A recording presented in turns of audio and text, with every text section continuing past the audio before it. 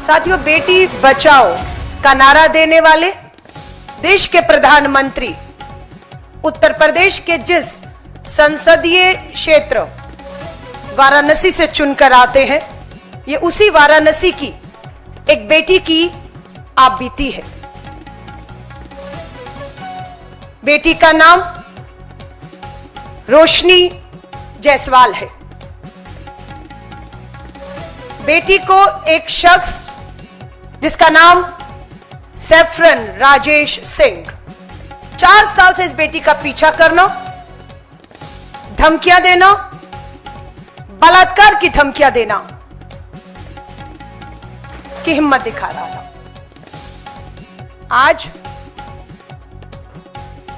Saffron Rajesh Singh आजाद घूम रहा है और बेटी का परिवार जेल में है। बेटी 9 साल के बच्चे बूढ़े मां बाप के साथ आंसुओं में दर-दर की ठोकरें खा रही है, अपनी सुरक्षा और न्याय की गुहार लगा रही है। मैं वाराणसी की इस बेटी रोशनी जायसवाल की एक अपील हम तक पहुंची है। मैं चाहूंगी उसकी अपील को आपके माध्यम से देश के सामने रखा जाए, क्योंकि ये आंसू, ये डर, ये असुरक्षा, ये न्याय की गुहार सिर्फ एक नहीं, आज देश की अनेकों बेटियां लगा रही हैं। रोशनी जायसवाल जी का ये भी, मैं वही रोशनी कुशल जायसवाल हूँ जिसने 15 सितंबर के दिन बलात्कार की धमकी देने वाले सैफरन राजेश सिंह को एक जहां पर चलाया। इसके बदले में मेरे ऊपर 307 हाफ मर्डर लगाया जा चुका है, 117 की धारा लगाई जा चुकी है और भी कई धाराएं लगाई जा चुकी हैं, जिसकी वजह से मैं 40 दिन से स्पॉन्डेंट थी और मेरे पति, मेरा भाई और मेरे 5 टीम मेंबर्स जेल में। और सेक्शन 82 यानी कि घर की कुर्की, एक झापड़ मारने पे घर की कुर्की करने का आदेश दे दिया गया है। रोशनी जायसवाल का कसूर कहे सिर्फ इतना है कि रोशनी जायसवाल वाराणसी की है, उत्तर प्रदेश और देश की सरकार से लोकतंत्र के तहत बेटियों की लड़ाई को लड़ती रही। बीएचयू में पढ़ने वाली छात्रा का सामूहिक बलात्कार होता है। बलात्कार करने वाले भाजपा के नेता वाराणसी से कुणाल पांडे, सक्षम पटेल, आनंद उर्फ अभिषेक चौहान।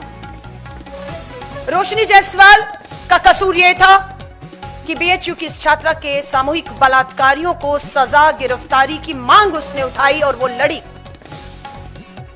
इनकी तस्वीरें आप देश की पूर्व मंत्री स्मृति ईरानी जी, प्रधानमंत्री जी के साथ देख सकते हैं। ये बीएचयू के भाजपा के आईटी सेल के वाराणसी के लोग आज रिहा हो चुके हैं। उनका स्वागत किया गया रिहाई के बाद। बस रोशनी जायसवाल का यही कसूर था। यहाँ पर जेपी नड्डा जी के साथ हैं ये लोग जिन्होंने बीएचयू की बेटी के सामूहिक बलात्कार दोषी, और ये हमारे उत्तर प्रदेश के मुख्यमंत्री योगी आदित्यनाथ जी के साथ है। रोशनी ने इस तरह की एक नहीं अनेकों लड़ाई उत्तर प्रदेश की धरती पर लड़ी, जिसका आज खामियाजा उसको उठाना पड़ रहा है। पूरी भाजपा का अगर मैं दिखाऊं, सैफरन राजेश सिंह का ट्विटर हैंडल, उसके आप जूम करेंगे, ये उसके ट्विटर हैंडल है, फेसबुक है। महिलाओं को पीछा करना, उनका चरित्र हनन करना, बलात्कार की धमकियां देना, इसके सारे सबूत आज आपके सामने है। ये है सैफरन, अपने आप को लिखते हैं राजेश सिंह। बलात्कार की धमकियां। रोशनी को भी पिछले 4 साल से यह शख्स लगातार परेशान करता रहा। रोशनी की हिम्मत ने जवाब देना शुरू किया तो रोशनी 13 सितंबर को वाराणसी के पुलिस कमिश्नर और डीएम को मिलती है, लिखित में शिकायत करती है। 13 सितंबर को जवाब मिलता है कि कोई कार्रवाई की उम्मीद ना की जाए। भाजपा का यह नेता है, आरएसएस संघ से जुड़ा है, कोई कार्रवाई नहीं होगी। ये 13 तारीख को पुलिस कमिश्नर और डीएम वाराणसी का जवाब है, और ये है 13 तारीख का पत्र जो रोशनी जायसवाल ने डीएम और कमिश्नर को 13 सितंबर को लिखा। इसकी कॉपी आपको दे दी जाएगी। उसके बावजूद भी इस आदमी की हिम्मत कम नहीं होती और लगातार बलात्कार की धमकियां देने का काम जारी रहा। रोशनी जायसवाल का कसूर यह था कि इसने ठाना कि मैं इसके घर जाकर इसकी परिवार की महिलाओं से बात करूंगी, और ये जो बलात्कार की धमकियां दे रहे हैं उनके परिवार की महिलाओं को दिखाकर इस शख्स को शर्मसार करने का एक प्रयास था उसका। रोशनी जायसवाल अपने पति, अपने भाई और 5 साथियों के साथ इसके परिवार की महिलाओं को इसकी सच्चाई दिखाने की इस तरह की धमकियां मिल रही हैं, गई, ये उसका अपराध था। दोनों में हाथापाई हुई दोनों तरफ से। रोशनी जायसवाल ने गुस्से में कार्रवाई ना होते हुए देखकर पुलिस प्रशासन सत्ता के सामने दबाव में झुका दिखकर उसने सिर्फ गलती ये की कि सैफरन राजेश सिंह को 2 थप्पड़ मारे। 2 थप्पड़। दूसरी तरफ राजेश सिंह सैफरन क्या कर रहा है? बलात्कार की 4 साल से धमकियां, जीना दुश्वार, चरित्र हनन, सरेआम सबूत है, कोई कार्रवाई नहीं। रोशनी जायसवाल 15 तारीख को इनके घर पहुंचती हैं और 7 बजे थाने जाकर अपनी शिकायत दर्ज करती हैं, एफआईआर दर्ज करती हैं। ये रोशनी जायसवाल ने 7 बजे उसी दिन जाकर एफआईआर दर्ज की, इस उम्मीद से कार्रवाई होगी। पुलिस ने सैफरन राजेश सिंह, आरएसएस भाजपा का इस नेता को थाने बुलाया। पूरी भाजपा के नेता पहुंच गए उसके समर्थन में, उसे बचाने, जो हर बार होता है। हम कहते आए हैं कि या तो सरकार में इन अपराधियों की भागीदारी है या सरकार का, भाजपा के सरकार का समर्थन इन्हें मिलता आया है, इसलिए इनकी हिम्मत होती है इतनी कि सरेआम बलात्कार की धमकियां देते हैं। वही हुआ। थाने में भाजपा के नेता पहुंचे, फोन पहुंचे पीएमओ से, सैफरन राजेश सिंह को घर भेज दिया गया। लेकिन रोशनी जायसवाल के पति को, उसके भाई को, उसके 5 साथियों को ठीक उसी दिन जेल भेज दिया गया है। आज 40 दिन से ऊपर हो गए हैं। रोशनी जायसवाल न्याय मांग रही है, अपने 9 साल के बच्चे के साथ, बूढ़े मां बाप के साथ न्याय मांग रही है। पति 40 दिन से जेल में, सगा भाई 40 दिन से ऊपर हो गए जेल में, 5 साथी जेल में, और खबर मिलती है उनके साथ मारपीट की जा रही है, उनके साथ बुरी तरह बर्बरता से पीटा जा रहा है। रोशनी जायसवाल, उसके बूढ़े मां बाप ने हमसे गुहार लगाई कि अभी 27 अक्टूबर को ही लखनऊ में पुलिस हिरासत में मोहित पांडे की पीट पीट कर हत्या कर दी गई है। 40 दिन से रोशनी जायसवाल का भाई, पति, 5 साथी पुलिस हिरासत में, उन्हें बुरी तरह से, जो हमें सूचना मिली है, सच्चाई क्या है ये वहां की पुलिस को बताना चाहिए। 40 दिन मारपीट की जा रही है और ऐसा लगता है कि मोहित पांडे की तरह उनकी भी किसी की एक पुलिस हिरासत में पीट पीट के हत्या का डर बना हुआ है। हम एक टीवी चैनल को कल देखा, वो टीवी चैनल भी रोशनी जायसवाल का चरित्र हनन, बलात्कार की धमकियों का कहीं ना कहीं समर्थन करता हुआ दिख रहा था, और झूठा बयान उस टीवी में। अब ये पुलिस बताए कि क्या पुलिस ने टीवी चैनल को बताया है कि सैफरन राजेश सिंह गिरफ्तार कर लिया गया है। हमारी जानकारी के अनुसार अगर पुलिस ने यह सूचना टीवी को दी है तो टीवी और पुलिस बताए। हमारी जानकारी में सैफरन राजेश सिंह बलात्कार की धमकी देने वाला आजाद घूम रहा है लगातार। अभी रिसेंट एक उनका ट्वीट आया जिसमें वो भाजपा के नेताओं का और आरएसएस के नेताओं का धन्यवाद कर रहे हैं, कि उन्होंने राजेश सिंह के ऊपर कोई कार्रवाई नहीं होने दी, वो पूरी तरह से सुरक्षित आजाद है और वो अभी भी लगातार सोशल मीडिया पर सक्रिय होते हुए बलात्कार की अंजाम भुगतने की और पुलिस हिरासत में कुछ भी उस बात की सरेआम बात कर रहा है। हम पूछना चाहते हैं वाराणसी पुलिस से, डीएम से, पुलिस प्रशासन सरकार से कि कहां है सैफरन राजेश सिंह 40 दिन में। ये वही उत्तर प्रदेश है, ध्यान से सुनिएगा, जहां पर बुलडोजर नीति, जहां पर इनकाउंटर नीति, आरोप लगते हैं, कोई मुकदमा नहीं, कोई अदालत नहीं, कोई सुनवाई नहीं, बुलडोजर चलते हैं, असंवैधानिक गैर कानूनी तरीकों से बुलडोजर चलते हैं, इनकाउंटर हो जाते हैं। वहीं पर इस बेटी ने अगर देखा कि सुनवाई नहीं, न्याय नहीं, 4 साल से वो न्याय मांग रही है, एफआईआर कर रही है, न्याय नहीं, भाई बेटा जेल, उसने कोई बुलडोजर नहीं चलाया, उसने कोई इनकाउंटर नहीं किया, बस वो उसके परिवार को ये दिखाने गई थी और 2 थप्पड़ में उसके घर पे बुलडोजर चलाना यानी कि कुर्की के आदेश दे चुकी है पुलिस 24 अक्टूबर को। ये रोशनी जायसवाल के घर के कुर्की के ऑर्डर। क्या अपराध था इस बेटी का? आदेश कुछ बताना, पूछना चाहिए। बलात्कार की धमकी आ रही थी, पुलिस शिकायत करने गई, सुनवाई नहीं हुई, बेटी घर गई शर्मिंदा करने, परिवार की महिलाओं के सामने हाथापाई हुई, 2 थप्पड़ लगे इधर उधर से, सजा उसको मिलती है, पति जेल, भाई जेल, 5 साथी जेल, बूढ़े मां बाप अदालत के बाहर बैठे न्याय मांग रहे हैं। रोशनी अपने 9 साल के बेटे के साथ दर दर की ठोकरें जो है वो खा रही है, और घर पे पुलिस कुर्की के आदेश, और कैसे ढोल बजाया उसके घर के बाहर जाकर, नगाड़े बजाए, कुर्की का आदेश आया है, उसका चरित्र हनन करके ढोल तमाशों के साथ पुलिस उसके घर पर यह कुर्की का आदेश लगा कर गई है। लेकिन सैफरन राजेश सिंह भाजपा आरएसएस का बलात्कार की धमकियां देने वाला उसके घर पे बुलडोजर, एनकाउंटर का समर्थन नहीं करते। प्रधानमंत्री जी, आप वाराणसी से देश का प्रतिनिधित्व कर रहे हैं, बेटी वाराणसी की है, और ये बात मैं फिर कहूंगी, सिर्फ इसकी नहीं है। विनेश और मैं आपको एक पोस्टर लिखकर दिखा रहे हैं। प्रधानमंत्री जी, बीएचयू की बेटी है वो जो न्याय मांग रही थी, किसी राजनीति से नहीं है। बीएचयू की बेटियां, सामूहिक बलात्कार हुआ, उनका न्याय मांग रही हैं। उत्तराखंड की बेटी अंकिता भंडारी बुलडोजर चलाया भाजपा के नेता के रिजॉर्ट पर, न्याय नहीं, सबूत नष्ट करने के लिए।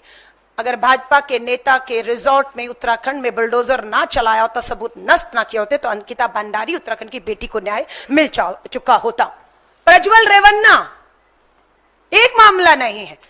देश के प्रधानमंत्री जी प्रज्वल रेवन्ना के लिए लोकसभा में कर्नाटक की हासन सीट में प्रचार प्रसार करते हैं, वोट मांगते हैं। कहां है वो प्रज्वल रेवन्ना? आज कर्नाटक की जेल में है। क्या आरोप थे? मास रेपिस्ट है, मास रेप के आरोप थे, विदेश भागा, देश लाया गया कर्नाटका की जेल में, जिसके लिए प्रधानमंत्री जी आप वोट मांगने गए थे। और मुझे ये बताते हुए तसल्ली होती है कि प्रज्वल रेवन्ना का प्रचार प्रसार करने के बाद भी प्रधानमंत्री जी आधी आबादी ने आपके मास रेपिस्ट के आरोपी प्रज्वल रेवन्ना को चुनाव हरा दिया। हमारी बेटी बैठी है विनेश फोगाट, साक्षी मलिक न्याय मांगती रही, दिल्ली पुलिस की हिम्मत नहीं हुई, ठीक उसी तरह जिस तरह से आज वाराणसी उत्तर प्रदेश की हिम्मत नहीं हो रही, एफआईआर नहीं होने दी। सुप्रीम कोर्ट जाना पड़ा बेटियों को, तब एफआईआर होती है भाजपा के पूर्व सांसद ब्रजभूषण शरण के खिलाफ। लेकिन दिल्ली पुलिस से पूछना चाहते हैं क्या हुआ उस मामले का, एफआईआर, कार्रवाई कब होगी, कब ब्रजभूषण को बुलाकर पूछताछ करके हमारी बेटियों को आप न्याय देंगे। संदीप सिंह पर गंभीर आरोप लगे, हरियाणा का पूर्व मंत्री, मजबूर किया भाजपा को, जिस तरह से ब्रजभूषण शरण की टिकट कटी वैसे ही पूर्व मंत्री हरियाणा के संदीप सिंह की भी टिकट कटी। आधी आबादी की जीत है। प्रज्वल रेवन्ना आज हार जाता है और जेल में है, आधी आबादी की जीत है। हम विश्वास दिलाते हैं देश की इस आधी आबादी को। नारी न्याय श्री राहुल गांधी जी का दिए नारे के तहत हम इस लड़ाई को पूरी ताकत, पूरी मजबूती से लड़ेंगे। महिला होने के नाते एक बेटी होने के नाते, एक खिलाड़ी होने के नाते और आज एक विधायक होने के नाते मैं हर एक उस महिला को ये विश्वास दिला सकती हूँ कि जो लड़ाई हमने सड़क से लेके स्टार्ट की थी, उस लड़ाई को लड़ने के लिए आपके बीच में मैं विधानसभा में पहुंच गई हूँ। कोई भी बहन और कोई भी बेटी जिसको ये लग रहा है उनके साथ में गलत हो रहा है, उसके साथ में हम खड़े हैं, पूरा समाज खड़ा है। आपको हिम्मत हारने की जरूरत नहीं है। आपके साथ में जैसे हमारे साथ में पूरा देश खड़ा था। आज रोशनी जायसवाल की बात नहीं है, हर उस महिला की बात है जो गलत के खिलाफ में आवाज उठाती है, उसका चरित्र हनन किया जाता है। वो ये नहीं देखा जाता, बीजेपी के आईटी सेल द्वारा ये नहीं देखा जाता कि ये खिलाड़ी हैं, ओलंपिक के मेडलिस्ट हैं, ओलंपिक में खेलने गए हैं, देश का प्रतिनिधित्व किया है, देश के लिए मेडल जीते हैं। जब मैं ओलंपिक्स में जा रही थी तब भी मेरा उतना ही मेंटल हरासमेंट किया जा रहा था जितना आज रोशनी जायसवाल का किया जा रहा है, सिर्फ इसीलिए क्योंकि हम उन ताकतवर लोगों के खिलाफ बोलने की हिम्मत बनाए रखते हैं। बोलने की हिम्मत है, लड़ने का जज्बा है। उसको तोड़ने के लिए कैसे एक महिला के विचारों को, उसकी भावनाओं को, उसकी हिम्मत को तोड़ा जाए, वो बीजेपी से अच्छा कोई नहीं जानता है और हमसे अच्छा कोई नहीं जानता है, क्योंकि हमारे साथ में भी वो किया जा चुका है, किया जा रहा है। मैं आप सबके माध्यम से बताना चाहती हूं, ब्रजभूषण का जो केस था वो आज भी कोर्ट में चल रहा है। पूरे देश में ये बातें फैलाई गई हैं कि ये केस बिल्कुल झूठा था, गलत था। बिल्कुल ऐसी बात नहीं है। वो केस आज भी कोर्ट में है। 6 महिलाओं ने उनके खिलाफ में एफआईआर की हुई है। 1 महिला के बयान दर्ज हो चुके हैं, कोर्ट में पूरी गवाही हो चुकी है। 5 जो महिलाएं हैं, जो लड़कियां हैं, उनकी अभी बाकी है। वो केस हम अंत तक लेके जाएंगे, लेकिन हमें हर तरीके से तोड़ने की, हमारे खिलाफ में नैरेटिव बनाने की कोशिश की जा रही है, की जाती रहेगी। लेकिन मैं आपको विश्वास के साथ में कह सकती हूं कि हम सीना तान के खड़े हैं ऐसे दुराचारियों के खिलाफ में, ऐसे ताकतवर लोगों के खिलाफ में।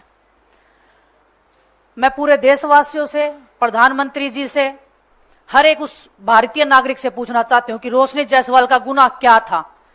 सिर्फ इतना कि जो उसको अब्यूज मिल रहा है सोशल मीडिया के माध्यम से, जो हर एक महिला को फेस करना पड़ता है, वही रोशनी जायसवाल फेस करी थी। लेकिन एक सब्र का जो एक बांध होता है वो कई बार एक महिला का भी और किसी भी नागरिक का टूट जाता है, जब ये 4 साल तक जब वो बर्दाश्त कर रही है।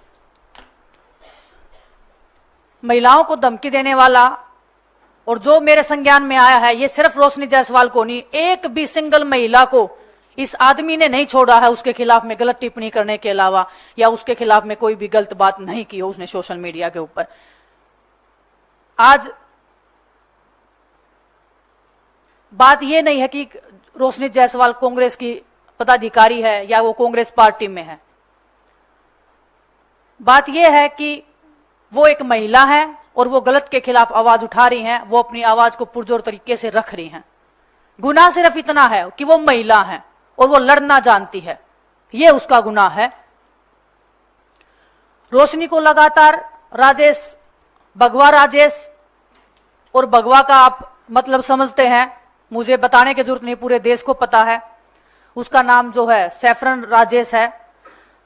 बलात्कार की धमकियां दे रहा है। ना तो भाजपा की सरकार ने या ना यूपी सरकार ने, ना यूपी की पुलिस ने अभी तक कुछ बोला है। भगवा के भेष में छिपे हुए राजेश जैसे जो ये लोग हैं, जो सरकार के संरक्षण में पड़ रहे हैं, ऐसे बदमाशों पे क्या कभी कोई कार्रवाई हो सकती है? क्या हम एक उम्मीद की नजर से देख सकते हैं कि महिलाओं के खिलाफ में जो अपराध हो रहे हैं उसके खिलाफ में हमारी सरकार कुछ करेगी? मुझे बहुत कम उम्मीद है। आस और उम्मीद बहुत कम है, लेकिन मैं उस छोटी सी उम्मीद के ऊपर भी पूरे देशवासियों को बोलना चाहती हूं कि उम्मीद को जिंदा रखना। आपके सामने रोशनी जायसवाल जैसी, विनेश फोगाट जैसी, साक्षी मलिक जैसी बेटियां सामने खड़ी हैं लड़ने के लिए।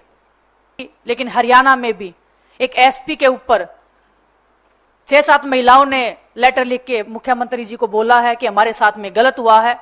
और मैं दावे के साथ कह सकती हूं कि आने वाले टाइम में उन लड़कियों से ये बयान लिखवाया जाएगा या उनसे बुलवाया जाएगा कि ये हमने नहीं किया है। उनको दबाने की हर पुरजोर कोशिश की जाएगी और हमें पता है कैसे दबाया जाता है, क्योंकि हमने वो पीड़ा से हम गुजरे हैं, उस दर्द से हम गुजरे हैं, उस लड़ाई से हम 2 साल से गुजर रहे हैं। कैसे दबाया जाता है और कैसे दबाया जाता है उसका पूरा अंदाजा हमें है। और मैं फिर भी आप सबके माध्यम से मैं उन बहनों को कहना चाहती हूं कि आपकी ये बहन सड़क से लड़ाई लड़के विधानसभा में आपकी आवाज उठाने के लिए वहां तक पहुंची है।